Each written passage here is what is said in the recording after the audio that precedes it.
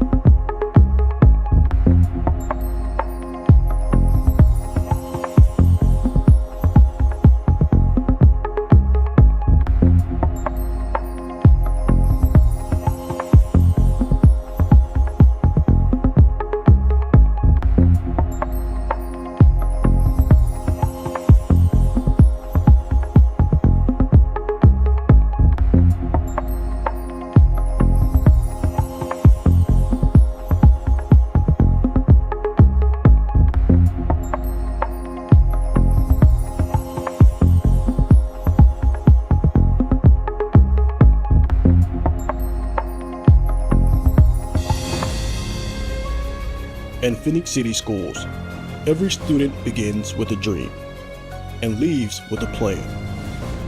Whether they're serving our nation, pursuing a degree, or starting a career, they're Red Devil ready. Because here, success isn't by chance, it's by design. Phenix City Schools. Enlisted, enrolled, employed.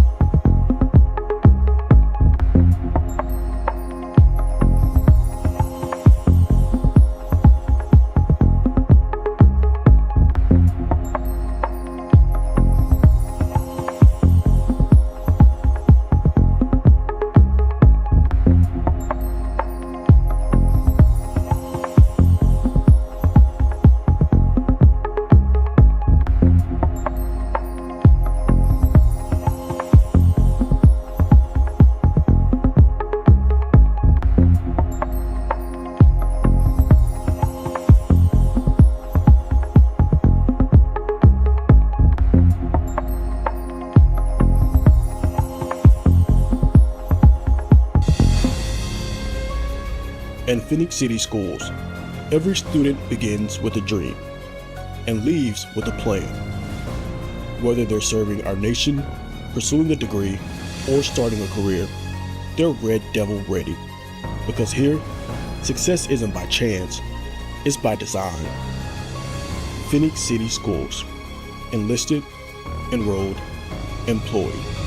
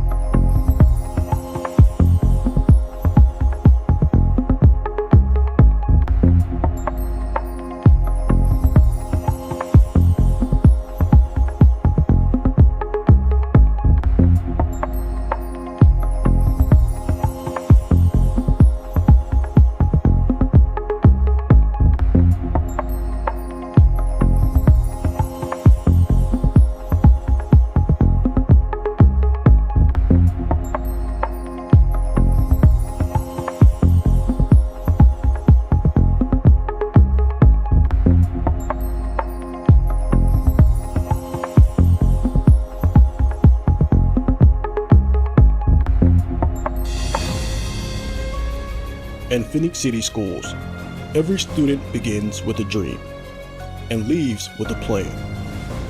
Whether they're serving our nation, pursuing a degree, or starting a career, they're Red Devil ready. Because here, success isn't by chance, it's by design. Phenix City Schools. Enlisted, enrolled, employed.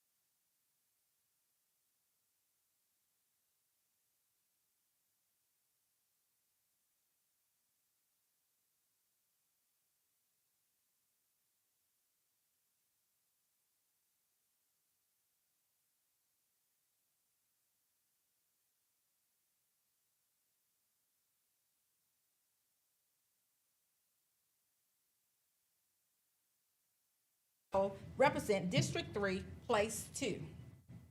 Next, we have Ms. Katrina Collier Long, who serves as our Vice Chair. Ms. Long is District 3, Place 1. Ms. Long, thank you. We have Ms. Lakeisha Ligon, who is at large. Mr. Steve Pace, which is District 1, Place 1. We have Mr. Elliot Patrick, District 2, Place 1. Today, we are pleased to welcome and interview Dr. Casey Chambley for the position of Superintendent. Welcome. Thank you so much. You're welcome. To ensure this process remains objective and community-focused, we have invited two distinguished leaders from the East Alabama Chamber of Commerce to serve as our moderators for today. Following the conclusion of this interview, we invite everyone to join us in the boardroom lobby for a short meet and greet. This will be a wonderful opportunity for our stakeholders to speak briefly with Dr. Chambley before our next session. So at this time, it gives me a great pleasure to welcome our moderators to the podium, Ms. Melissa Gant, who is the president of East Alabama Chamber of Commerce, and Ms. Denise DeBulls, Director of Membership and Marketing for the East Alabama Chamber of Commerce. Thank you all, and we appreciate what you do. Thank you. Thank you. All right, it's our distinct pleasure to be a part of this process, so good luck. Thank you. I'm going to scoop over so you can get it. All right, so we will jump right in. If you will please give us a summary of your professional experiences, your key beliefs in public education, and why you are interested in being the superintendent of Phenix City Schools. Thank you so much. So, my name is Casey Chambley. I have over 24 years of experience in both K-12 and college experience. I started as a teacher and a coach. I have worked at the central office level. I have worked in administration. I have worked with as a school safety coordinator, district safety coordinator. I served as superintendent for the Chambers County Board of Education, which was an elected position. I served there and was there for 4 years. My beautiful wife is here today, and I want to thank her for support and being here. We have 4 beautiful children. We have 4 boys that we are raising. People say all the time that I'm in education, and that I tell them that we support all schools. I have a kid in college, a kid in high school, a kid in middle school, and a kid in preschool. So people say, when are you going to retire? I said, I'm probably going to be doing this a long time. So we really enjoy our time in raising kids. We spend a lot of time on the ball field with the boys.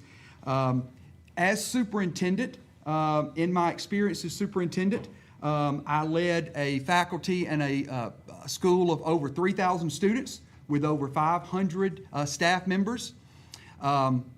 We started with 11 campuses, had to close a couple of our campuses for some reasons because of efficiency and a desegregation order.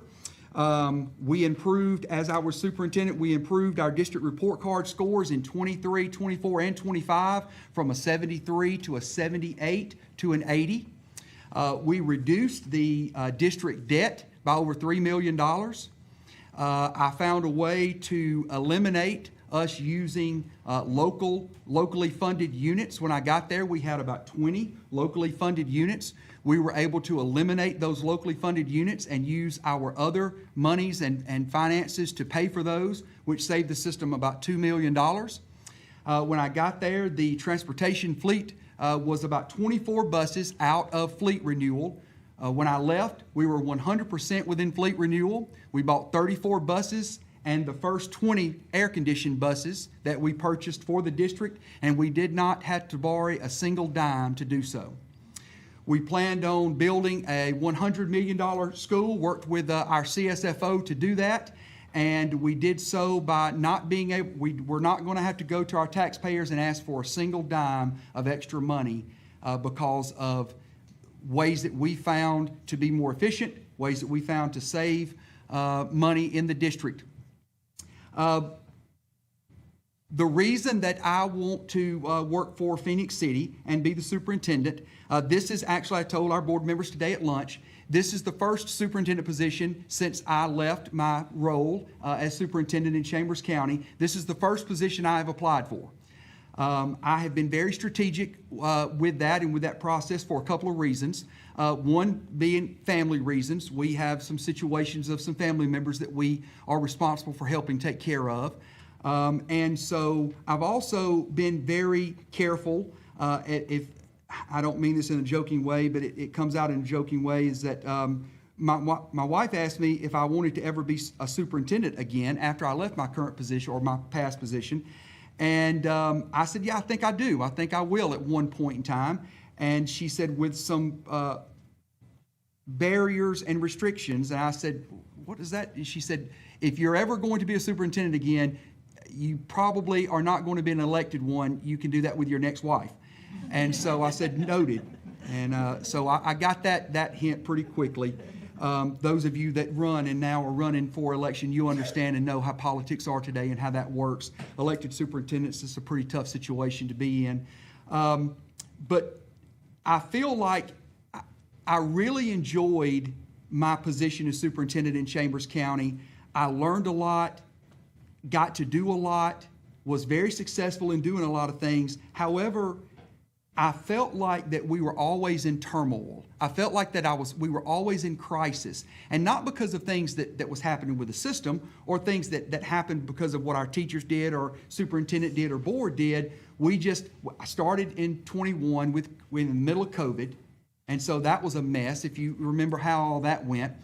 And we were also in the middle of a 53-year desegregation case. And so when I took office January 1, my board attorney met with me that afternoon and said, you're supposed to be in court with a federal judge on the 13th of January. And he had to speak to the federal judge and say, I've got to get him up to speed on this. We can't come and meet, and he's been here less than 2 weeks.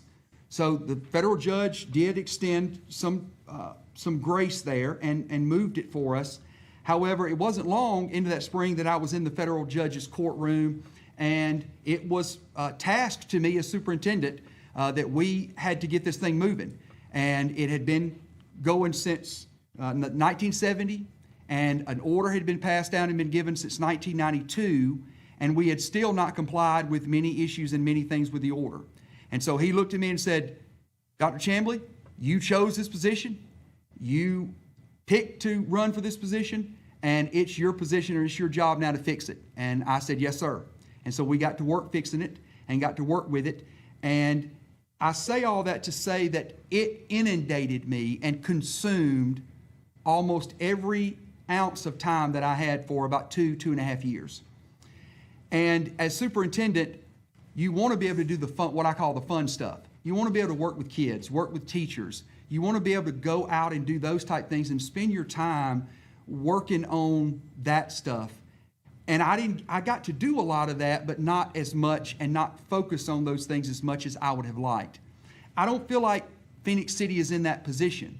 I don't feel like that you are in that position. I feel like that you are a school system that your scores are really good. There's always room for improvement, and there's room for improvement. But like I was talking with Ms. Thomas this afternoon, all school systems have their issues. Everybody's dealing with a lot of the same things. We're all dealing with problems with math and with reading. It's just the nature of the beast today. It just is what it is.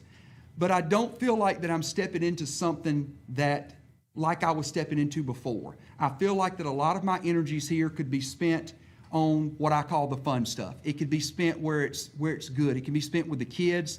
I do my best work. If you got into this business, you got into this business because you liked kids. You liked being around. Something happened to you in high school. You had a great high school experience, and you said, hey, I think I want to go do that for the rest of my life. And so you start doing that, and you start teaching and coaching, and it's fun. But when you don't get to spend a lot of your time with those people that are fun, with the teachers and the students, it can be tough. I told somebody today, we visited one of your pre-K programs today, and I did that a lot. When you have a bad day as superintendent, the best thing to do is go to a pre-K room, because they don't know what's going on and they don't understand. They're going to hug you regardless. So that's where I think the good work's done. I think that's where the good stuff is done. I think that Phenix City has a lot of really good stuff going on. I think you're primed for a lot of good stuff. I'm familiar with Phenix City. I've been here a lot. I'm not familiar as much with your schools and your elementary schools where they are, but I'm very familiar with having to compete against you and coach against you, and that has not always turned out so well. But that's a testament to you and a testament to how tenacious your system is and how tenacious your coaches are and your systems are. And so I just applaud you for that. And I'm very honored to have the opportunity to do this today and to be one of the finalists. All right, thank you, Dr. Chambliss. This will be a two-part question. As superintendent of the Phoenix City School, what is your vision for our district over the next 3 to 5 years? How do you plan to lead the district, and what will be a defining mark that you will leave on the system? That's part one. Okay. And then part two, how will you measure that success? So this one, when I looked at this question, this was a difficult question to answer because I wasn't sure exactly what you wanted and where you wanted to go, because trying to come up with a 3 to 5 year plan is difficult when you don't work in the system. And so I can study and research data, and I have pulled your data reports, and I've pulled your reports and your end of the year reports and looked at those, but there's only so much information that you can glean from that information and that data. And so it's very hard and difficult to try to come up with what you think should be the plan, because when you get here and see, a superintendent needs to get here and work through seasons. You need to work through a season or two. You need to get to know your staff. You need to get to know what you have, what resources you have, where are those resources being expended, where do they need to be spent better, where do we need to move things? And you don't know that until you get into the position. But my vision, my vision for us as the superintendent is to win, and to win at everything. And when I say that, a lot of times people think that I mean just athletics. I don't just mean athletics. I mean win at everything. If we're going to do it and we're going to be involved, we need to do it at the best of our ability. We need to be champions in everything that we do. We need to be the best math team that we can be. We need to be the best beta club we can be, the best cheerleading squad, the best band, the best football team, the best flag football team, the best everything. If we have an underwater basket weaving team, we need to be champions at that. And that takes a lot to do, and you're going to hear me use the word alignment a lot today. And when we talk, we're going to talk a lot about alignment, because that's really what makes that focus and makes that happen, is that alignment. And you have to have that, and you have to be aligned in your goals, because if you're not aligned and you don't have that common goal, then you're going to have a lot of villages out thinking and doing their own thing. And one group will have an agenda and another group will have an agenda. And before long, you'll see that people are moving and pulling in separate and opposite directions. For us to be successful in those areas that I spoke about, you can't have people pulling in the opposite direction. Now, that does not mean that we can't disagree on how we're going to get there. But once the board decides, and once the board has decided on its mission and its vision and its goal, it's then my job as superintendent to go and figure out and find a way to do that and make that happen. I'm the how of how that happens and how that works. But you have to be aligned, and everybody has to be aligned in what that mission looks like. Leadership's not just about vision. You can have a vision, but if you can't execute results of that vision, then it doesn't matter what that or how good that vision or how good the plan is. You've got to be able to execute results and be able to get results. One of the things that I focused on before this was, and I have provided for you inside your folders, I have 2 sheets here, and one I have a map for you, and then there's more explanation on this one, and I call it my 1-year plan and beyond. It's year 1, and I wanted to focus a little bit on that and focus a little bit on what that looks like, because I think that that's very important. I think the 3-year to 5 years is important. But I think that a lot of that's going to come after your superintendent and after I get here and can do deep dives in things. I think what we can pinpoint a little bit better would be our first month, our first 30 days, 60 days, and our first year. I think we can pinpoint some of those things that are a little easier. So number 1, the first month is going to be very important. The first month we're going to spend a lot of time learning people, getting to know people. I will visit every school and meet and greet with every administrator and teacher during their staff meetings. I will spend time, we need to spend a lot of time as a board. I told our 2 board members that I met with today at lunch, we're going to need to spend a lot of time together. we're going to need to get to know each other really well. It's going to take some time. So over the first month to 3 months, we need to really spend a lot of time with each other and meet and talk. I would suggest, I have put in here and suggest that myself and the board chair would possibly meet at least twice a month, possibly over lunch. That you would also bring on those days, meet with me by myself one time, and then the next meeting that you bring another one of the board members. And if you can't come, the vice chair comes and does the same thing. But we need to spend a lot of time in conversation. And there are things that we can talk about with ourselves, like with you and I, and hear your vision. And I need to hear everybody's vision and everybody's where they are and what everybody's goals are. I think it's very important that the board and the leadership team at the board office have a retreat sometime this summer. I think we need to get away somewhere and talk. We need to have meals together. We need to sit down and eat together. We need to learn. I want you to learn about me and my family and my background, and I need to learn about you. For me to understand where you come from and what your goals are, I need to know you better. And so over the first 3 months to 6 months, I think it's very important for myself to get to know the board at a very intimate level. I think that's very important. So in learn the ropes in the 3 months, we need to do a deep dive. I need to do a deep dive with the CSFO. I've got to do a deep dive with the money. Where are we spending? How do the units look? How much do we have in federal money that we receive? Where does that come from? How much do we receive from the state for special ed funds? What do our teacher units look like? How many units are we paying out of the general fund? What does our tax base look like? I need to spend some time with the Developmental Authority, the Chamber of Commerce, and groups like that, because as we're starting to plan, we need to know things like, I need to know what does the growth in Phenix City look like? How many houses are being planned to be built in certain areas? What does the growth for some of these elementary schools look like? And by doing that, it moves me to my next deep dive, which is going to go into the 3 to 6 month plan. Need to do a deep dive on facilities.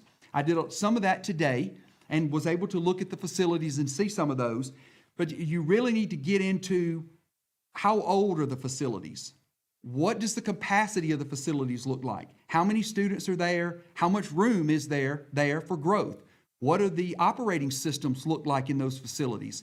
How old are the HVAC units? A lot of them have probably been upgraded, and a lot of them you probably did like a lot of us did, spent a lot of COVID money on HVAC units and replacing a lot of those. But it's very important to know, because you have an HVAC unit, a 25-ton unit, go out in a gymnasium or in a building, and you're looking at $50,000 or $60,000. That's a huge expense. What does the roof systems look like? How old and how new are the roof systems on these buildings? A lot of these older buildings, if the roofs haven't been replaced in 10 years, they're probably coming up on a 5 to 10 year look to where they may have to have some roof repaired. That could be a $2 to $5 million expense, depending on how big the roofs are. So those are important. Those are deep dives that it takes a lot of time to go through with the CSFO and the team at the local district office. The defining mark, to go back to the question, the defining mark that I would like to leave on the district, if I am fortunate enough to be your superintendent, is I want to leave things better than I found it. I want to leave here and people say, man, that guy worked. And things are better because he was here.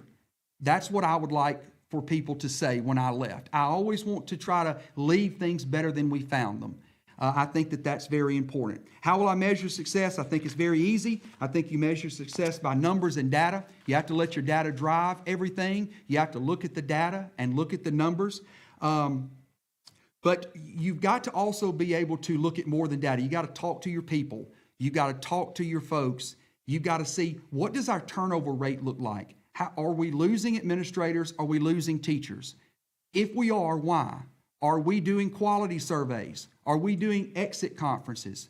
Are we asking why people are leaving and finding out? Because you can think you know, but until you ask and really get down and dig, you may not know. Sometimes that data is ugly, and sometimes asking those questions tells you things that sometimes people aren't comfortable hearing.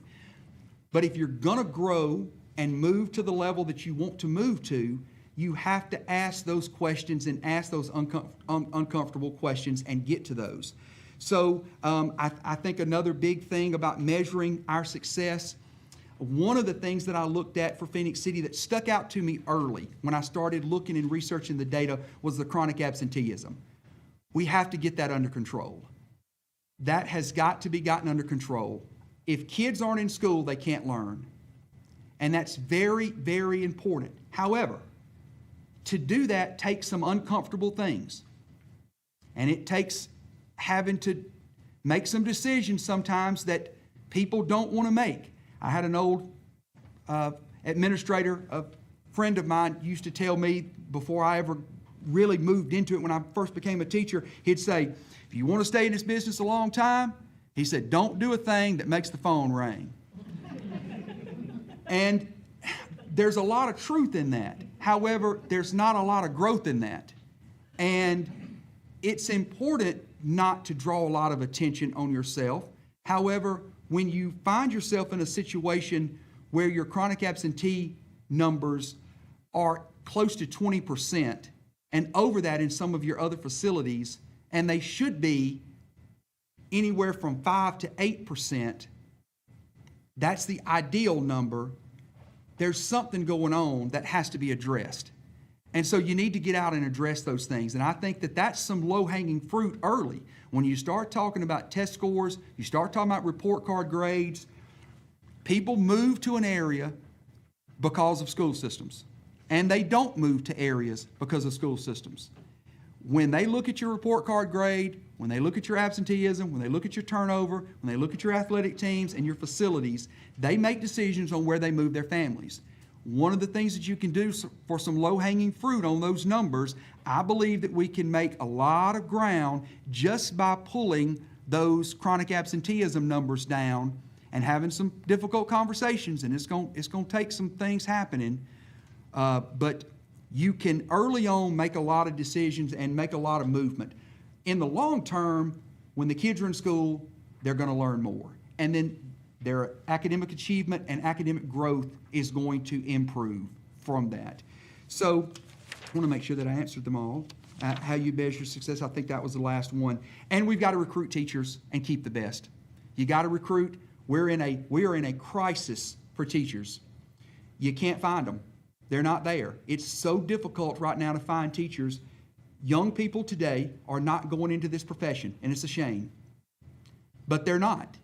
The State Department has really put us in a bad spot. The legislature put us in a bad spot when they changed some of the tiers and changed some of those things. When people today can go out into the private sector and make more money doing that and retire earlier, that's what they're deciding to do. And so if we don't make some really major changes in the state and start really pushing people into education, we're going to be in a bad spot in several years trying to find qualified teachers and administrators. But you've got to recruit. You're in an arms race for recruiting people right now and trying to get them because everybody wants them and everybody's trying to get them. You can't find custodians. You can't find bus drivers. They're they're like unicorns. And so, and I saw today driving several buses were parked outside of your schools. You have some teachers that are having to drive routes for buses because you don't have bus drivers. And it's not the transportation's fault. They're trying. It's just, it's hard. It's hard to get these people and qualified people to do it. So you've got to recruit, take care of your folks, and try to get the best. And when you get people, you got to keep them. You've got to find ways to keep them. What steps would you take to create a culture of learning and high expectations among the employees in our school system? I think the first thing you have to do is you have to establish clear, non-negotiable expectations.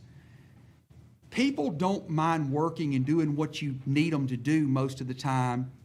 Most of the time they need to be told what you expect. And you need to set those expectations out for people and tell them what you expect. And there are certain non-negotiables that need to be there. for us, this is an academic institution. There are certain non-negotiables for me as superintendent that I have. One of them, when I was walking the halls, was that kids do not have their head down during instruction time. That is a non-negotiable for me. If kids are tired, if kids are sleepy, if kids need a timeout, if kids need to do something else, they need to be transitioned somewhere else. They need to go see another teacher. But during instruction time, you can't send a message that you can sleep during instructional time. And you just have to set that standard and set that bar that when we're working, we're working. Because a football coach wouldn't let somebody sleep during practice, and you can't sleep during band practice. You shouldn't be able to sleep during class. And so we have to set certain expectations, and we have to tell our people what those expectations are. Next, I think you've got to lead by example. Everything starts at the top. Everything starts with the superintendent. It starts with me and starts with the expectations and the guidance that I set. People have to see me. I can't stay in my office. I'm not an office superintendent.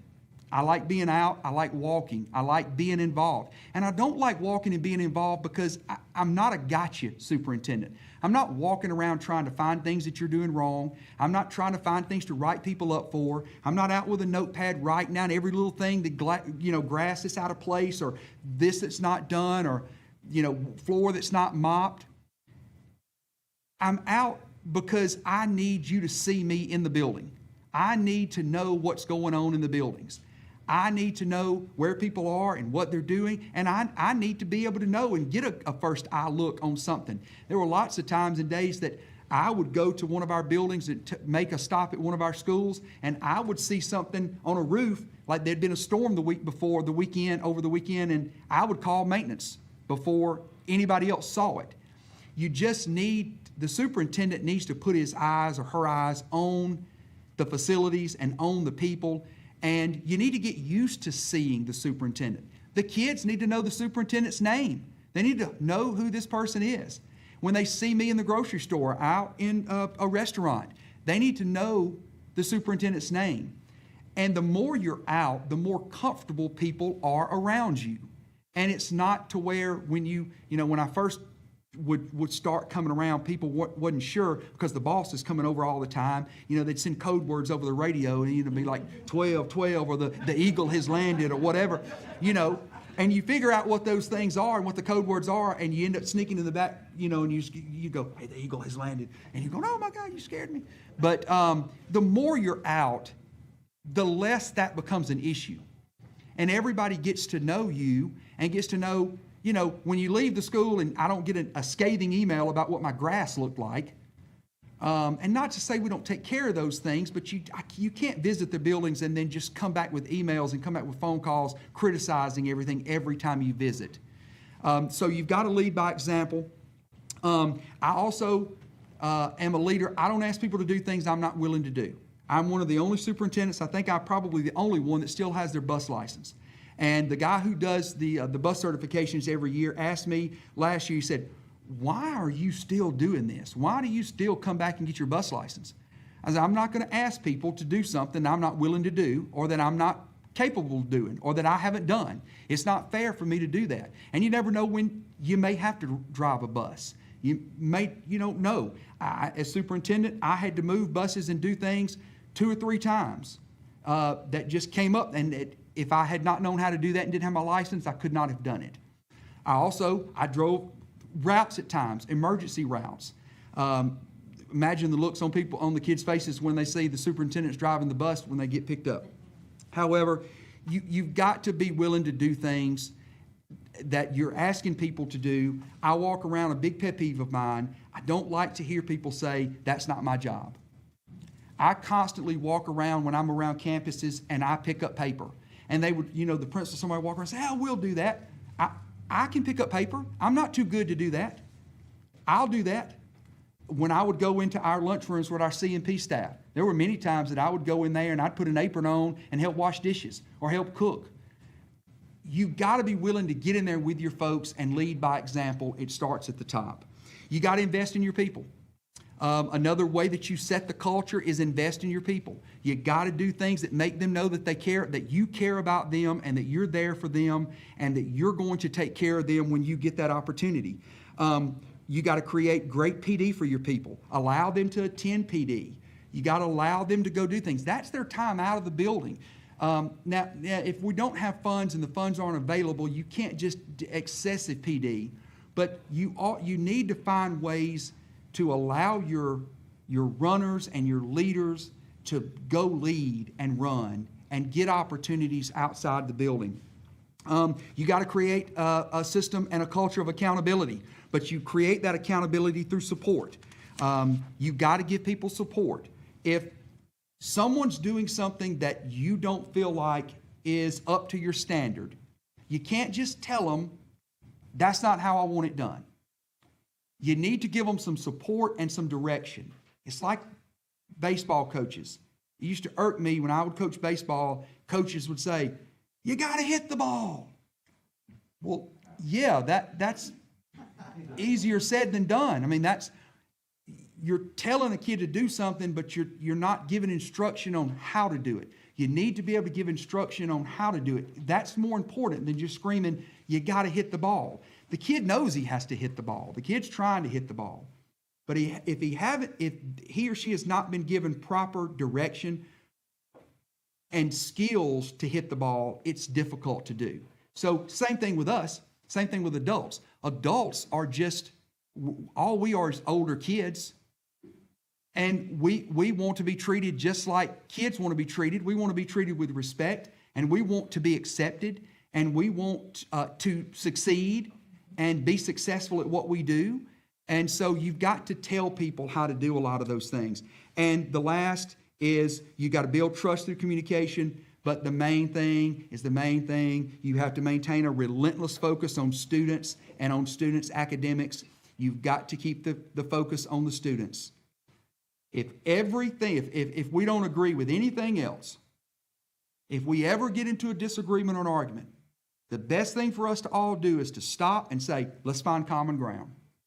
Can we find common ground that students are the most important thing? And I think everybody around the table can always say, yes, we agree with that. Now, we may disagree on how to get to where we want to go or what to do by getting there. But if we can find that common ground that students are the number one priority and that we're going to do what is best for them, then I think we always will come around to the right solution and the right answer. Culture does not change through words. It changes through constant action, and it takes time. It doesn't change through words or vision. It changes through action. Right. How would you support building principals, and what would be your approach to developing and assessing their performance? And please share specific strategies. So your principals are your first line of defense. Again, I go back to the very first thing you have to do is you have to establish those clear expectations. You've got to communicate, communicate, communicate. What is inspected and what is expected needs to be inspected. And what is monitored is done and accomplished. You have to monitor and you have to communicate. Telling the principals what's expected of them, having your district office staff and your curriculum leaders tell them what's expected of them, that is your very first line. You have to start there. Number two, you have to be available. You have to be available to your principals when they need help and they need support. You have to answer the phone, regardless of what time it is. I had principals call me sometimes late at night. I had them call me early in the morning. When they have a crisis or they have something going on, there's no time frame for when they get an alert that a student has said they may come to school with a weapon. There's no time frame for that. And so you have to be available and answer the phone when your leadership calls you, and you have to help them work through those problems. You got to use data. Your data has to drive your decision making. That's what you have. You have to use the data, but you got to use the right data, and you have to use it in a way that everybody can get to it and they know where it is and that we're all using the same stuff. what's the old adage? Winston Churchill said that lies, damn lies, and statistics. That's really what it is. You can make numbers look like you want to, really. You can make and pull and decide to put what you want where. But that's not always what things are. So you have to make sure that you have the right information, and you have to make sure that the people that need it can get it. Your teachers have to be able to get it.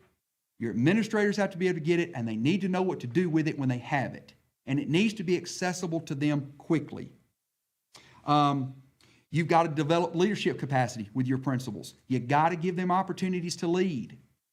They're trying to make decisions that are best for their families as well. They want good jobs and good pay. They may have an opportunity for a district position. You can't be afraid to lose your good leaders to better positions. You need to grow those leaders and hope that they move to different positions in your system. But if they don't, you have to do what's right by them by giving them the opportunity to learn, because we need leaders in this game. We need administrators and good leaders in this game. A lot of the good leaders that when I started this, are retiring or gone, and they're not in it anymore. And so we've got to develop those people and develop those leaders. You've got to address their performance, the good, the bad, and the ugly. And you need to address it early. You need to address it often. Don't just wait to the end of the year. You have to address things when they happen, and you have to face it head on. Having tough conversations with people is hard. Talking to people about things that may not be going well is difficult. But it's better to have that conversation early than it is to wait and not have that conversation at all, and then end up in a situation later on and them say, "You never told me. I would have done better if you'd told me." So you have to tell people and set those expectations, and you have to build that into everything that you do. Some examples. Principals meetings are important, but you can't just have principals meetings. We were making the mistake by having principals meetings monthly.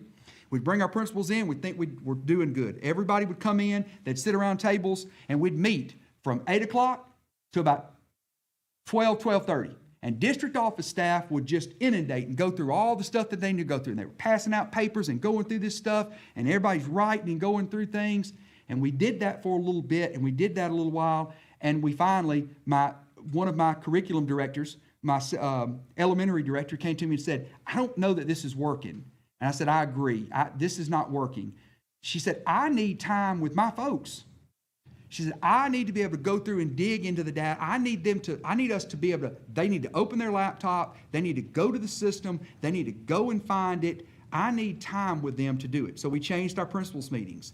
Elementary would come in first. They'd come in from 8 o'clock to 10 o'clock. They'd meet with 2 hours with their folks. Then we'd have a small break, and then we would meet from 10 until 1. We would provide lunch, and that was everybody. And I told our district staff, if you can't get it done in the time you're allotted, cutting you off. Here's the time you're going to be given. You need to get it done. If you can't get it done in that time, you need to go see your principals or go see them another time. We're not going to move into the 1 o'clock because that's now secondary. And so when we got to the 1 o'clock, we'd take a quick break, and then secondary would meet. They didn't need to meet as long as what we found. So we met with the elementary first, and they did their stuff. That's very important. Also, another thing that we found with our principals that they didn't like to begin with, they thought we were getting in you're always in my business. Why you want to be all up in my business? But we were having weekly and bi-weekly check-ins with their curriculum director. Their curriculum director had what they call check-ins, and she would go and visit their site. She would visit every site at least once every 2 weeks and be in that building with them and have conversation. But then she would be on a Zoom with them once every 2 weeks as well. So they were doing a check-in in the building and then doing a Zoom check-in where they were talking about things. They had homework that they had to talk about, data. They weren't there long. It was about a 30-minute deal, 30-minute check-in. But she could take the temperature of what was going on and how things were going. If there were things and problems or issues at that school with something happening, it was good for her to get there to check the temperature, because then she could come tell me and say, "Hey, how's so-and-so, or how is this going?" And she could say, well, I just got through with my check-in and this is what's happening. Those became very, very helpful. The principals ended up really liking them because they said, there's no question is what she wants and what you want. You're telling us clearly and talking clearly through what you want. So those were very important. Most again, we got to focus on data and problem solving and not compliance. And a lot of times you have principals meetings and you meet with principals and you're talking all about compliance. You got to comply with this, and you got to comply with this, you got to comply with this. That's not where they do their work. They do their work and need to be doing their work. Now, they need to be in compliance. Don't get me wrong. I'm not saying that they don't need to be in policy or doing their work. But their main focus needs to be on problem solving, working through data, not necessarily compliance. Compliance is for district office staff. And that's for us to watch and look and then catch things before we come out of compliance on things. But to work with kids and to move the needle, you have to dig deep and get into the data, and you have to work on those problem-solving skills. Just like, you have to learn to adapt to things. Stuff happens. Weather happens. Things happen. Athletic events happen. Pep rallies happen. It's the nature of the beast. It goes on. You got to be able to work through those things, and those problem-solving skills are important. What do you see as the role of the superintendent as it relates to the school board? And what do you see as the role of the board? Give specific examples of how you would keep the board informed about what is happening in the school system. This one's important in this situation because the superintendent is hired by the board and not elected. When I was elected, I had a great relationship with my board, and I spoke with my board all the time. I spoke with some board members more than others because they would call and ask questions about things, but the board didn't hire me. And the fact of the matter is that matters. And so in this situation, I answer to the board. I'm the day-to-day operations manager. The board sets the vision and the tone for the direction of the school. I told our folks today at lunch, superintendents come and go, as you know, but it happens all over the state. It's not just here. Superintendent life is about 3 to 3.5 years is the life of a superintendent. The reason for that is lack of alignment and lack of communication. They're not aligned on their goals, and they don't communicate those. But regardless, if I'm fortunate enough to be your superintendent, I'm going to leave too. Whether I leave for retirement later, whether I leave for another job, whether you fire me. That's just the way things are. There will be a time that I will not be superintendent any longer. You, however, are here all the time, whether you're a board member or not, and the board members that are board members live and have lived here and live forever and will probably live here for a long time. That's important. The way I see the relationship with this is more of a partnership. I have duties, you have duties. I have responsibilities, you have responsibilities. Together, our main responsibility together is to figure out what our goals are. Where are we going? What is it that you want to see done? It doesn't take long talking to board members to know where their focus is and where they like. And it's not good or bad. They're just people have different things in their wheelhouse. I come from a secondary background. I'm more of a coach. I coached, played sports, played athletics. I have, boys in my family. That's just the wheelhouse that I'm in. I'm not in I wasn't in the band. So I don't have that experience.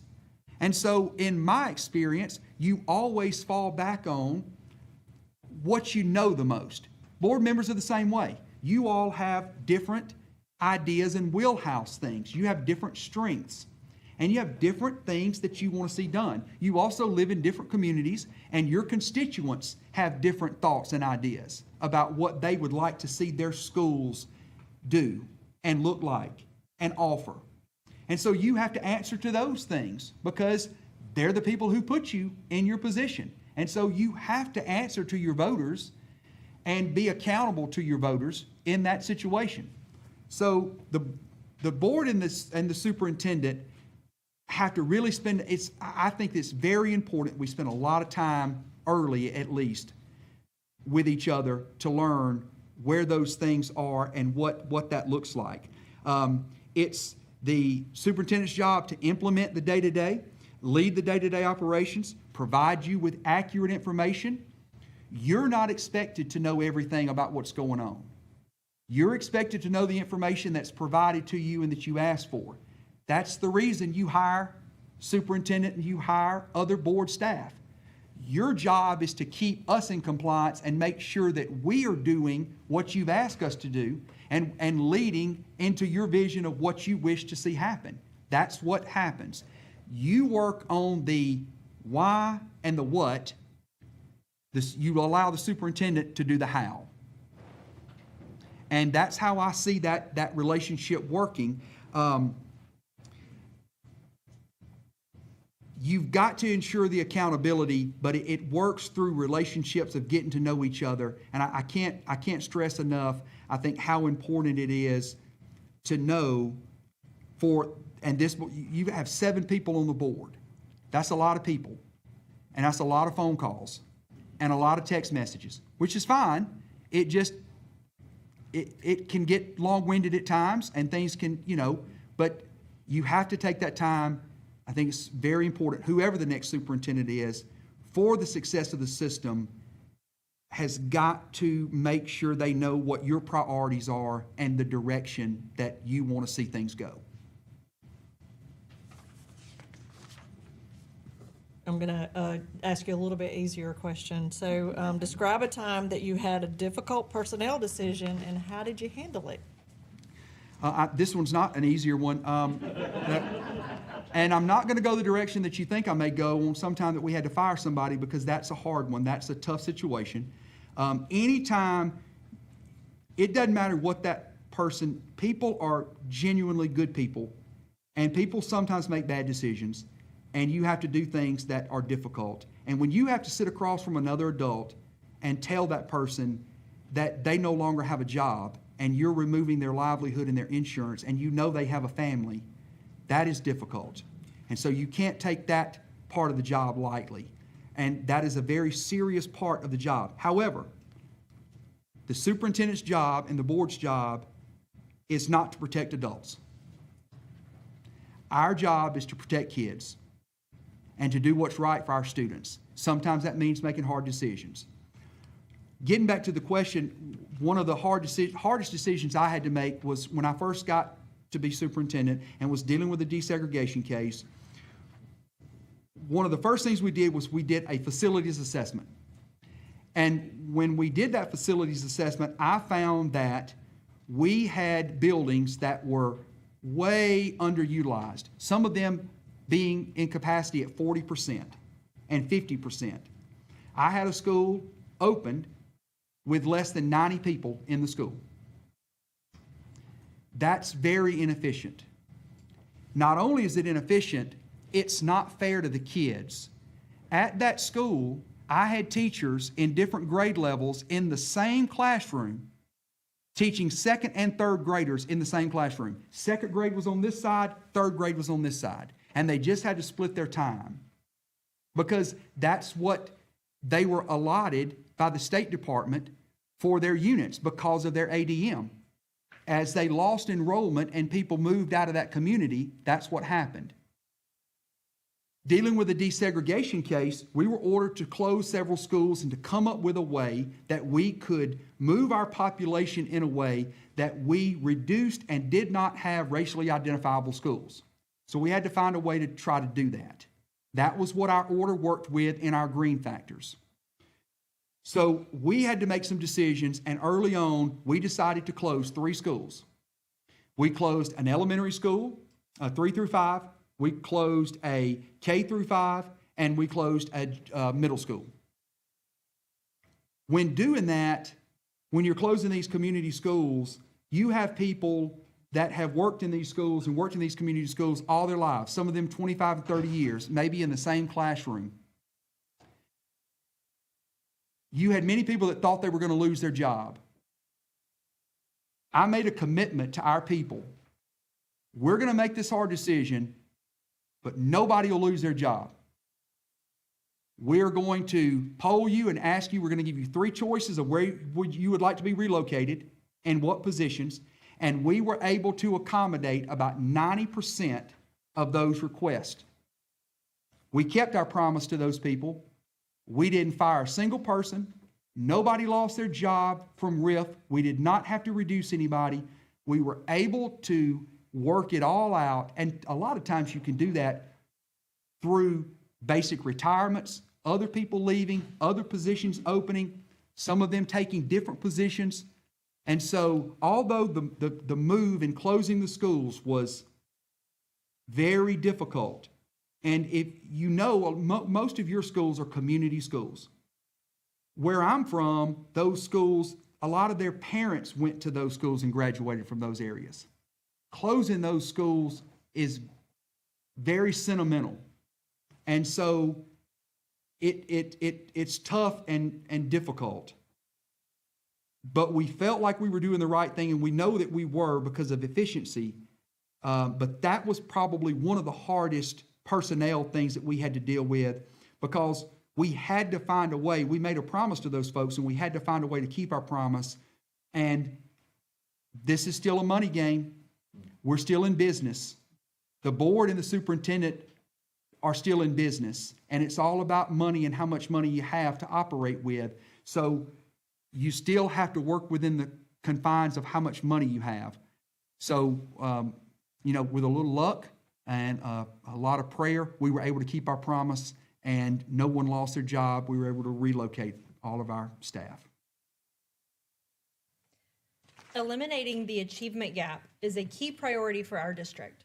What approaches would you pursue? What leadership and guidance would you provide to ensure that all approaches are properly evaluated and adjusted over time to meet changing student needs? So again, it's about setting those expectations and communicating. I said it before, what gets monitored gets done. You have to be strategic and intentional. The State Department decided with ARI a long time ago that they had to be strategic and intentional with reading and with literacy. Literacy was a problem, and so they started to attack it. They attacked it with reading coaches. They attacked it with legislation. They attacked it with other pieces and scores and accountability pieces for reading. We saw reading scores improve. The entire state saw reading scores improved. We saw our reading scores in our district improve when we started offering after-school tutoring and when we had our summer lit camps, because it wasn't because we were doing anything different than y'all were doing or than anybody else in the state was doing. We were just being intentional, strategic. It's like intensive care, if you will. When you're in intensive care, you're in a room by yourself with nurses taking care of you, and you're the only patient because you're critical. Kids that can't read and that have issues and problems are the same way. They need intensive, critical attention. And so when you do that, the scores will improve. It's like lifting weights. You got to pick them up and put them down if you want to get stronger. You just have to do it, and you'll see some results. Now, there are some things that work better than others, but you're not going to lose weight by just saying, oh, we got terrible scores, or I don't want to be overweight any longer. You got to do something about it and be intentional about it.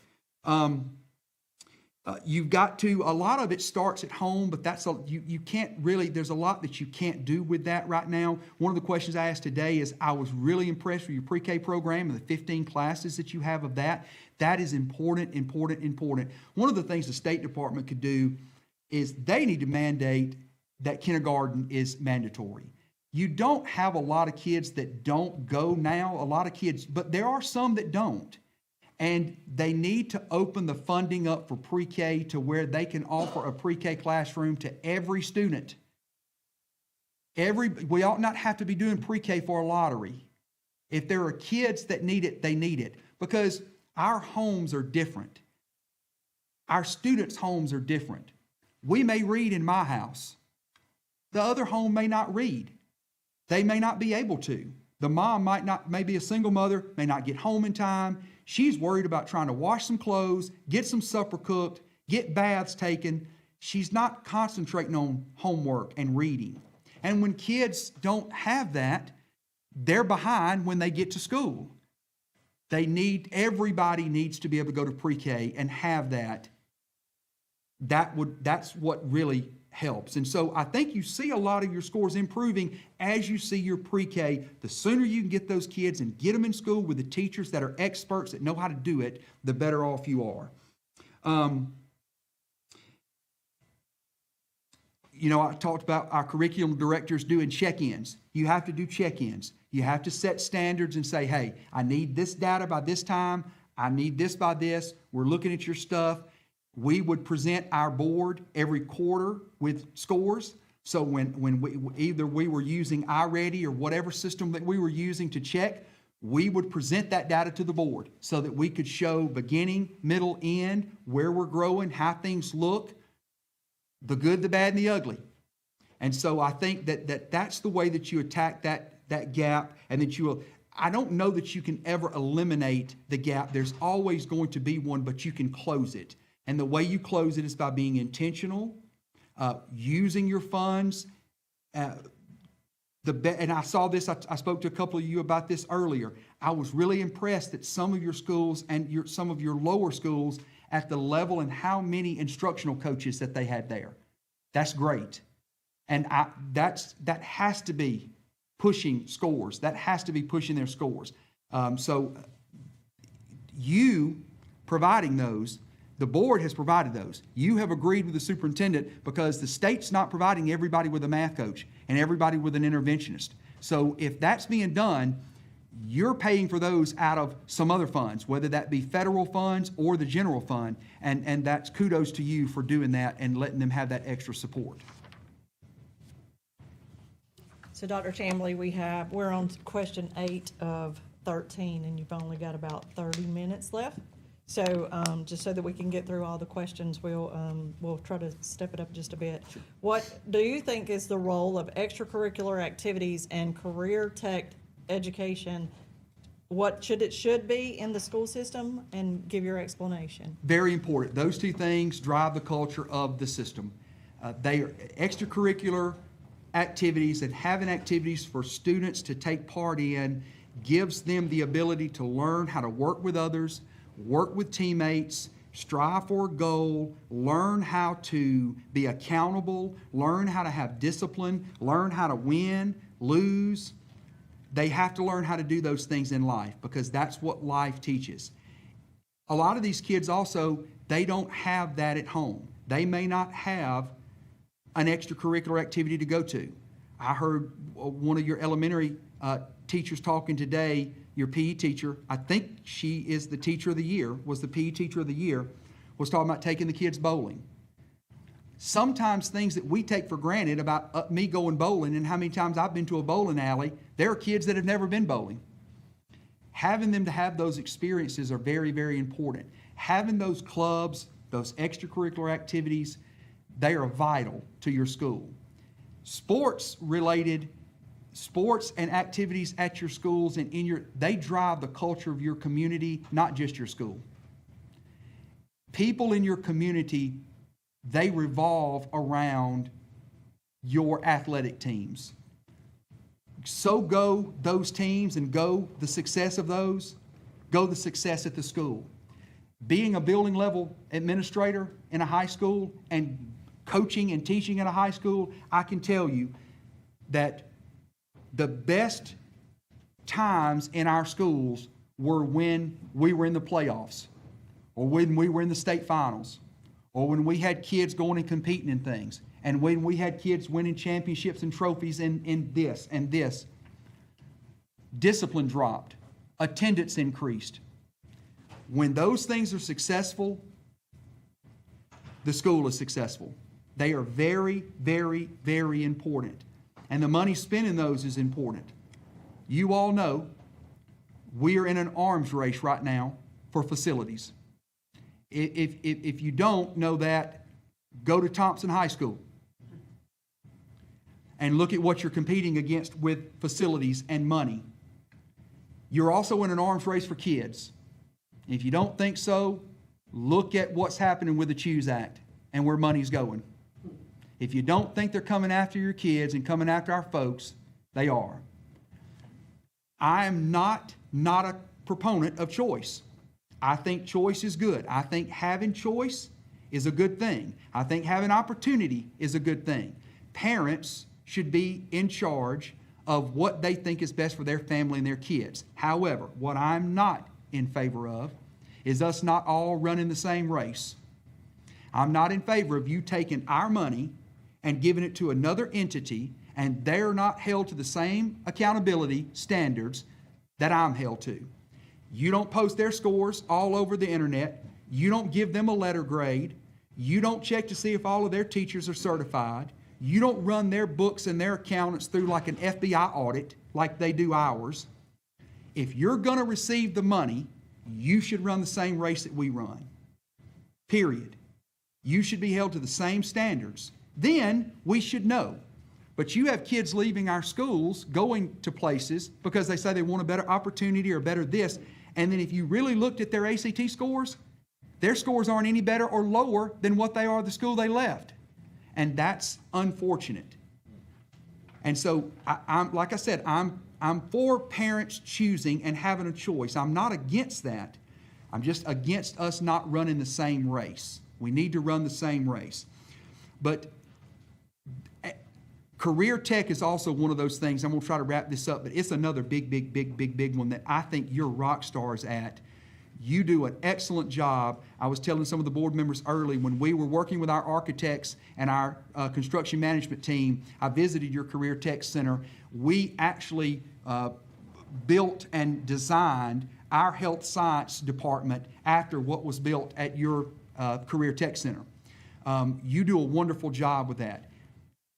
7-8 years ago, the percentage of kids that were leaving high school that didn't do anything after high school, they didn't go to college, they didn't go to 2-year, or they didn't go to the military, was about 47%.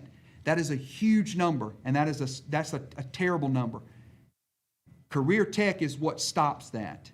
That's what turns that. Some kids don't want to do the academics as much. They want the hands-on. They want the career tech pathway. They want that. We also, as a society, need it. If you don't think we need it, I don't know how long it's been since you've tried to call it an HVAC technician or a plumber. They are almost impossible to get. And so we need those for our industry. We need those for our community. We need those workers. And so career tech plays a huge role in giving our students an opportunity to do that. Given that college and career readiness indicators, CCRI, are now required for graduation, how would you build and lead a system of accountability and collaboration among principals, CTE directors, and district leaders to ensure every student earns a CCRI before their senior year? Number one, there are multiple pathways to earn this. The key is you have to start early. You can't wait until they get into the 11th grade and check to see if they have it or not. And when I say start early, you've got to start when they're in middle school. You might even need to start when they're in elementary school by advertising your career tech programs. You need catalogs. Those catalogs need to be able to go home to their parents. You need to be able to show what is available, how you go in this pathway for career tech, how do you go in fine arts, how do you receive it, how do you get it in your work keys, how do you get it in your ACT. They need to be able to see those things. And then when they get to middle school, you need to start knowing how you're going to start funneling your students and where they're going before they're ever given a schedule at the 9th grade academy. You got to know where are you planning to go and what are you interested in. Then when they get into the 10th grade, if they're not already in a program, we need to require, if we don't already, every career tech program requires that their teachers offer every Skills for Success course that is available to that program, because that is one of the easiest ways to receive and earn that CCRI. You can earn it through dual enrollment. You can earn it through your work keys. You can earn it through an internship, an apprenticeship. You can earn it through going to the military. You can earn it through dual enrollment, AP, being a completer in a program or a credentialer in a program. However, where that messes people up is to credential or to complete, you have to finish the program, which is sometimes a 3-year program. Kids often have different stuff come up. They may start in a program and say, I don't want to finish that. I thought I wanted to be in health science, but I don't really want to be in health science. And they change. Or it didn't work out with their athletic schedule. Or it didn't work out with their work schedule. And so they change their schedule and they get out and then they're not completers. Those Skills for Success courses offer you an opportunity to get those. And if you have kids that are in programs early on in the 10th grade, you can knock it out and knock that CCRI out early. Another key component is that you have to do audits and audit forms, and you have to do them early and you have to do them often. An audit form has to be completed on every student that enters the 9th grade when they get that schedule. And at the end of the year, that audit form has to be completed and signed off on by the counselor. In the 10th grade, it has to be completed and looked at before schedules are made. When they get into the 11th grade, you have to finish that audit and do the audit again. Here's the key point. In the 11th grade, at the end of their 11th grade year, those audits have to be done and they have to be checked by multiple people. They need to be checked by 2 counselors and an administrator so that multiple people can put their eyes on this in case something's wrong. And they don't just need to be looking for CCRI. They need to be looking at your 4x4. They need to be making sure that they have their electives. They need to be making sure that they have everything else that's required for graduation. What we don't want to happen is a kid start their senior year, get into a schedule, get to December, and they don't have something that they need. And that is an issue and a problem. Another situation that I saw, and this is sometimes tough to work through, but that works with high schools, is, in my opinion, I think we need to be on block scheduling. I think your high schools and your career tech need to be on block scheduling. It makes it easier for them. It makes it easier for them with career tech. It's very difficult to work and start a lab if you don't have the time to do it. It's also very difficult to work with your community college system and work with dual enrollment when your schedules don't match and when grades are ending a certain time, when students from the high school are in a course for the entire year, but other courses end in a semester type thing. So that's very important. But starting the last ditch effort, the last mechanism is before they enter their last semester in December, their last 9 weeks or 18 weeks, if they have not received it, they have got to be declared for a program. And the way the AIM portal works and the way our Power School works is that in career tech, you must be declared for a program. And that only happens at the break of a semester.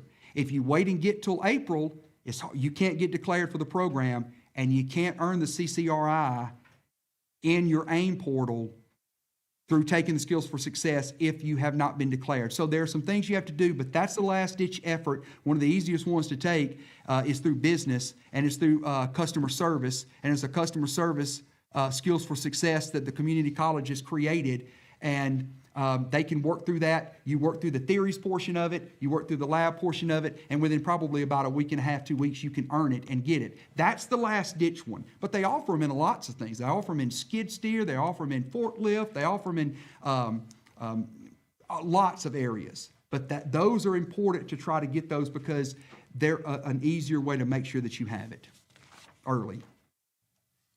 Okay, just to do another time check, you got about 18 more minutes. And We gotta four more hit it, don't we? questions. You got it?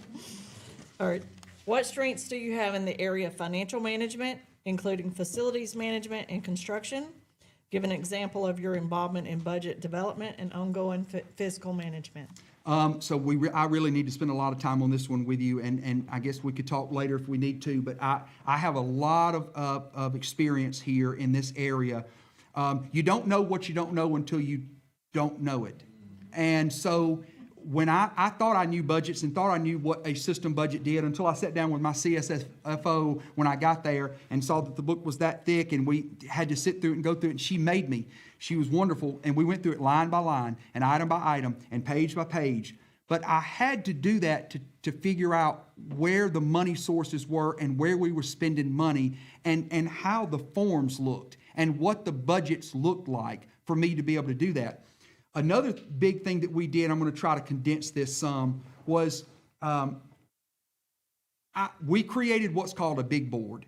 And we took a big whiteboard, a big magnetic whiteboard that was double-sided, and we put every one of our employees on the whiteboard, and we put them by school. And I divided them. I had all of our schools divided out, and down through the columns, we had all of our employees listed.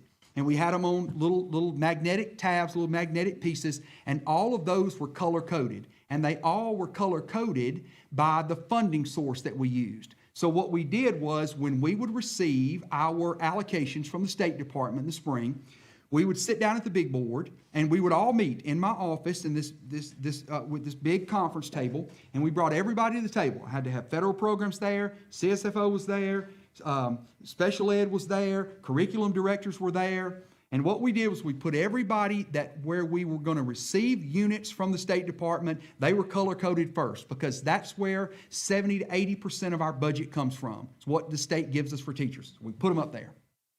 Then we looked at who was left, and then we started going down to see, well, where do we have money, how federal programs, how much do you have for this school, what do you need? Do we need this interventionist? Do you need this? Do you need another teacher here? What do you need? And what can you pay for from this school? Because this is a title school, and that money has to be, a percentage of that money has to be spent here more than it does this school that's not a title school. So it's not just that federal programs, they're given a pot of money and they're able to distribute it where they want. They can only distribute it in percentages as what the title fund rules are. So we would take from our federal program and say, what can you give? And now special ed, what can you give? Then we would start pulling from our OCE funds, our other current expense funds that the state gives us. And then that's where you pay, the state gives you money to pay for your secretaries, your bookkeepers, your custodians, your bus drivers. That's where all the other money comes from. Because the State Department, they don't dictate to you, well, everybody only gets one custodian, or you only get one secretary. They let you decide that. You decide what you do and how many you do, but you have to pay for it through your OCE. So then we would start to whittle that money down and see what we had. And then when we were done, then you come to the last pot of money, which is the pot of money you want to stay away from, which is your general fund, local fund money. Sometimes you have to get into that money. Sometimes it's just essential. Sometimes you have to. But what it did for us by putting this stuff on the big board, it gave us a visual. We could see it. We could see how, and it said at the top, how many state units we had, what we were getting as a counselor, how many we were getting as one principal, how many assistant principals we were getting. Because if you didn't receive a full unit of an assistant principal, you had to find somewhere to pay for that assistant principal. The state would pay for half, you got to pay for the other half. So federal programs say, can we use it to do this? Can we use it to pay for that counselor? Can we use this? The visuals what helped us. Getting into the construction part of that, I was the prime contact for our construction management firm with HPM and with Cooper Carey, our architects, as we started to construct and get ready to build the new high school for Chambers County.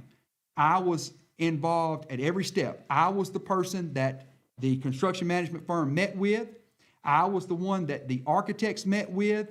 I was the one that went out with them, went and did the tours to try to help with the planning. I was the one that was involved in all of the schematic design, the DD design, the working with the city, working on the road plans, working on the infrastructure. I was involved in that entire piece. So I have a lot of experience in that area of working with them and working from the beginning to the end of that, as well as working. We had to put in some portable classrooms at one of our facilities. And you talking about a mess. But going through that process with the state and the State Department, you need to have done that before and worked through that to know how that works. And I have a lot of experience in that area. Phenix City is a close-knit and diverse community, and this is a two-part question.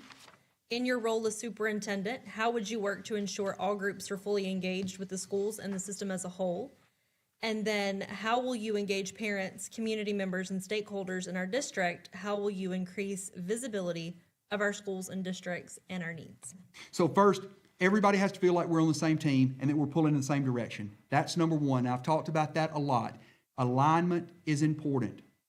And once everybody feels like that we know the direction and know where we're going, and that people feel like that they're part of the process. A lot of times they don't want to run the process and they don't want to tell you everything to do with the process.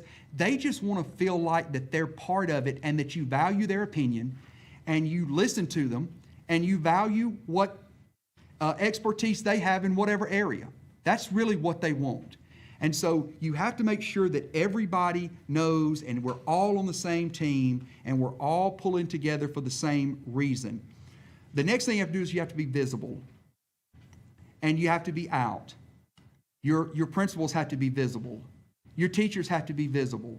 They have to talk to the parents when they come through the car rider line. They have to be visible. They have to go to athletic events.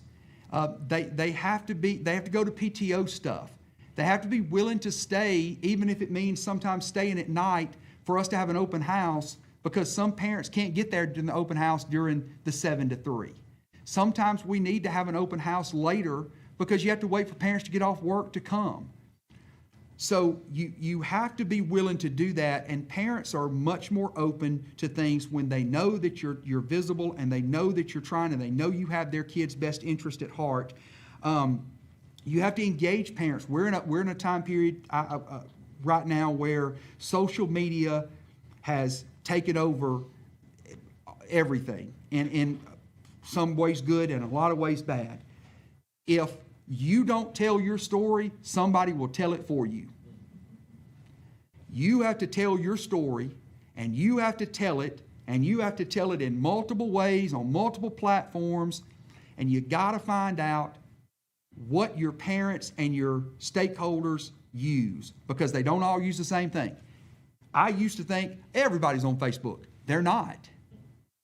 Everybody's on X. They're not. Some people they don't use those platforms. And so schools start to get into the rhythm of, they send everything out and they say, well, we posted on Facebook. Well, it may not go through their feed. Their algorithms may not work to where that parent didn't see it.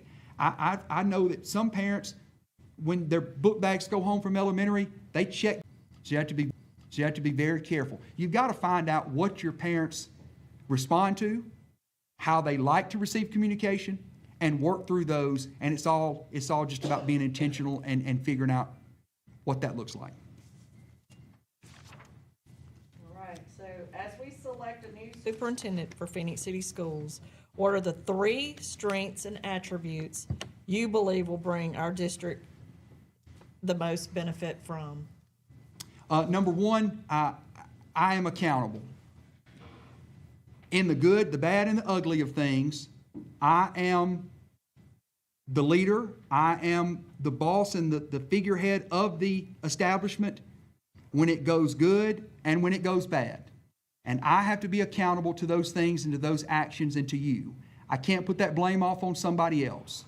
It's important for leaders to also be accountable and understand and know that everything's not going to go right. Every decision I made as superintendent wasn't correct. Every decision that I made to when we were going to close a school for a weather event or something, they're not always right. You do the best you can and you make the best decision you can, and you have to debrief and be accountable to those things and be willing to say, I messed up. I may not have judged that one right, and do better the next time and be accountable. Number two, I'm resilient. I'm a resilient leader. I have been put through the fire. If you've never been on the stand in federal court, it is a life-changing event. I spent 2 days, over 13 hours, being cross-examined in federal court with our desegregation case. And I thought growing up with my dad made me tough. And if you know the old thing, if you ever held the flashlight for your dad, you kind of thing, that will change you. When they put you under oath in federal court, that's a life-changing event. So you have to learn how to be resilient. You have to, in this business, in this game, as you know, you better have thick skin. And you better be willing to be called things and be called names and be told things, because that's just the nature of the beast. We're dealing with people's kids. We're dealing with their most prized possession. They want the best for their kids. And when they think things are going wrong or they think somebody is not doing their child right, whether they are or they're not, they take it personal because it's their kid. And so you have to understand that and know you have to take things and keep it here cerebrally and not here, because it's not personal. I've seen so many times you'll do something for a kid or a parent and they love you, they love you, they love you. The next week you have to suspend them because the kid's fighting and now you're the scum of the earth. It changes that way, but it's because that you're dealing with their kids. And so if you understand that, but you have to be resilient. And number three, I'm motivated. I am a motivated leader. I'm a passionate, high energy person. I'm just like anybody else. I'm motivated to do things because I like to be successful. I want to be successful. I want to win. I want our system to win. I want my family to do better. And so people look for jobs to improve their situation. Everybody, that's the reason people do things. That's the reason you go to college. That's the reason you go get a job. You want to improve your situation. You get a good employee. I improve my situation. I get to win. I get to see kids and improve. I'm motivated to do that. And you need somebody, there's a difference in a person that wants a job and somebody that wants to actually do the job. That's a big difference, because there's a lot of people that want jobs, and there's a difference in people that want to actually do the job. One of the things I think that the people I worked with will say about me is that I'm a hard worker. You will be hard pressed to find anybody that's going to outwork me. I can tell you that at the end of the day, we are going to get after it. We are going to win. We're going to win at everything. We're going to make sure that we win at everything. We're going to make sure that we give our teachers, our coaches, our administrators the stuff they need, the equipment they need, the facilities that they need. We will have the safest, the cleanest schools in the state, because when you feel safe, you perform better. When your area is clean, you perform better. And when you have teachers that you take care of and people that you take care of, people will work for you and they'll do big things. So I think to wrap that up is, I think to say that I'm accountable, I'm resilient and tough, and I'm motivated to work for Phenix City and take Phenix City. Phenix City's already been to the pinnacle. It's hard staying there. And to get back there time after time after time, and in a lot of different areas, is difficult. I think I have the experience and the work ethic and the energy to do that. I appreciate your time today, and thank you so much. It really is an honor to be one of the finalists and to be in this situation. Thank you for answering our questions today. Is there any additional information you would like to share with the board? I think the only question that I have is, number one, is if we were talking, and I'm fortunate enough to be your superintendent, and we were talking 6 months from now, after you hired the superintendent, what would be the thing that you could point to and say that you would like to see, where you could look at your board members and look and say, we hired the right guy? Whoever. Paper, rock, scissors. I'll lead off. You spoke one word, you said constant, and that's alignment. So as a leader, I'm looking to make sure that you've aligned staff, teachers, students, alignment. So that will show the direction in which we will be. Good, thank you. Piggyback, the other word that I heard was intentional. Mhm. And in being intentional about what you put into place, also monitoring and inspecting what you expect, so that we can continue to remain at the pinnacle where we are. So being able to baseline where we are right now, and being able to see growth with that definite end of monitoring to exceed and showing growth over time in that 6 months. Good, thank you. Actions are important. Actions what matter. You can have a vision, but if you don't act, thank you. Very good. Thank you, Dr. Chambley. We appreciate your time today. We appreciate your interest in the position and your preparation, so thank you very much. Thank you. Thank you so much. Thank you. Then thank everybody for showing up. Thank you so much for spending time through that. I know that was, that could get a little grueling. Only for you, sir. Thank, yep, you can all go home now. Nothing to see. There's a couple, if you, we do have time